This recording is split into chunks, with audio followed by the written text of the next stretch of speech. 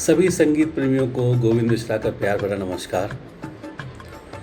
दोस्तों, सिद्धि आर्ट्स अनमोल यादें 1 मई 2026 की शाम 7:30 बजे से Lata Mangeshkar Mini Auditorium Mira Road East में एक बहुत ही प्यारा सा शो लेकर आ रहे हैं, जिसका टाइटल है भारत की बात सुनाता हूँ। जी हाँ दोस्तों, मनोज कुमार साहब के ऊपर, जिनको हम भारत कुमार के नाम से भी जानते हैं, ये शो होने जा रहा है।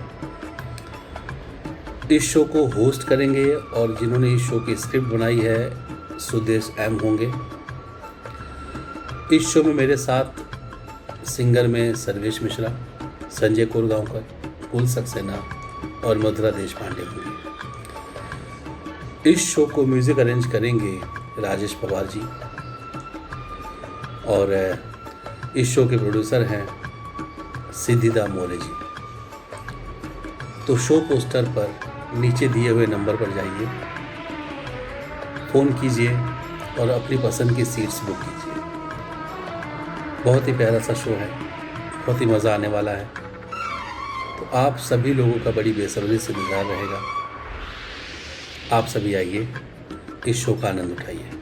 तो मिलते हैं 1 मई 2026 की शाम 7:30 बजे से Lata Mangeshkar Mini Auditorium Mira Road East में।